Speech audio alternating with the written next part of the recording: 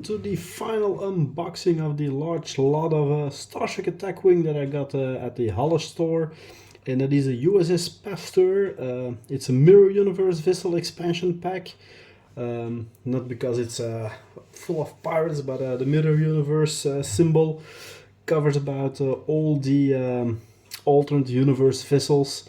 And as we all know, this is from the final episodes of The Next Generation, when the Federation is at war with the Klingons, and the Pasteur is a vessel scouting an anomaly by Captain Crusher. She's an Olympic class vessel and she contains 17 cards, 24 tokens, the dial, and a painted starship with pegs. So we're gonna have a look inside after first trying to open the always very irritating clamshells.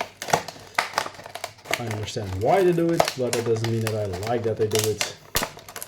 But we're getting trained in this stuff.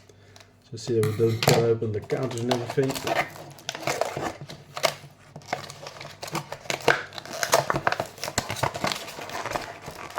There we go. Some inserts with the fluff. A whole card and token bundle. Open off camera, there we go. That was a nice clack. Some more inserts. The vessel, which we'll have a look at in a moment, and the pegs for the base and the dial. So let's have a look at the Pasteur itself. I always thought the Olympic class vessels kind of cool looking. They're like a throwback to the original Daedalus classes, the original Starfleet vessels, only way bigger. I actually flew an Olympic for a while with my scientist in Star Trek Online, a game which I really should reinstall. But yeah, so pretty basic paint job. They have better in their line, I'm gonna admit to that. But the only bit is that, well, the scales. This one is about as big as the Excelsior class, so that's should be correct. Wasn't much bigger than 500 meters as far as I recall. So let's pick her up. Okay, that sounded so wrong, but yeah, well, it's not like you're not used to those sort of innuendos from me, after all. No, up.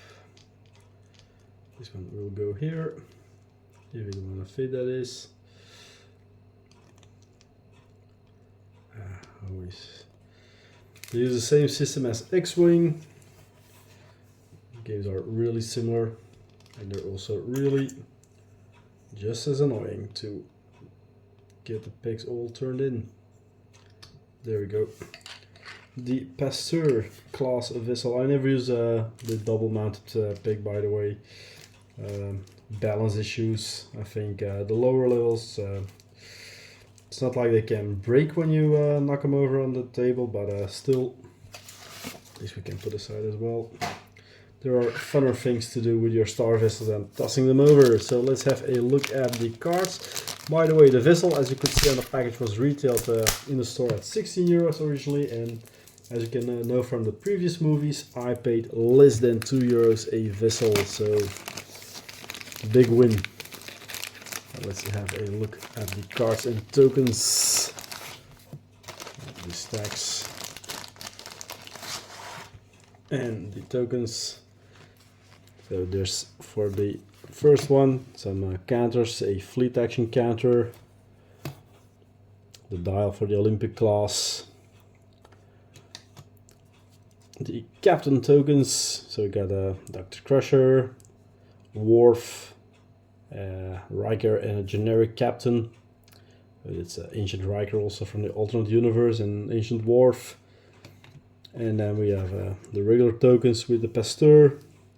Only one weapon because it's a medical frigate. 4 shields, 1 defense, 5 hull, and the Olympic class itself also 1 weapon and everything, but it only has 3 shields, so you get an extra shield on the Pasteur compared to the standard Olympic class. Meaning we're going to the cards. We have a yellow alert. Then we have Captain William T. Riker, the maneuvering class for the Olympic. Pretty tight band vessel, if you can see, but it has some speed. Can go to up to 6. Got an impulse drive.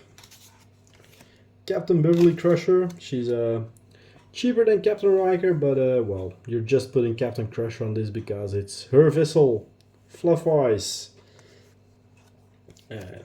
For some reason. The Olympic class card. The inverse tech impulse. Then the generic Mirror Universe Captain. The Pasteur in the iconic art, that picture that you always see it about. Special rules: after you perform a maneuver with a speed of 5 or greater, you may immediately perform an evasive action as a free action. So has quite some nice evasive capabilities. Lore-wise, it's also capable of Warp 13. So there we go. And we got some additional rules for Admiral cards, which are double-sided cards and everything. And for the fleet action token, so you can put that on your Admiral card, and if one of your ships perform an Admiral fleet action, you remove that token, and then there's an Admiral ID token. So that's all new. Got a Captain. Nurse Ogawa is on board this vessel.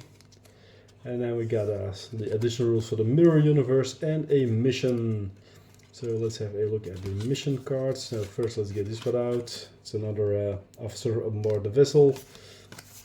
And we have the Starfleet Intelligence Mirror Universe card. So the mission we have is an anti-time eruption for 2 players, containing of 1 objective token and 12 mission tokens. The Federation captain between 3 different timelines. That goes pretty basic. You got 70 squadron points, including exactly 2 ships, Mirror Universe and Federation.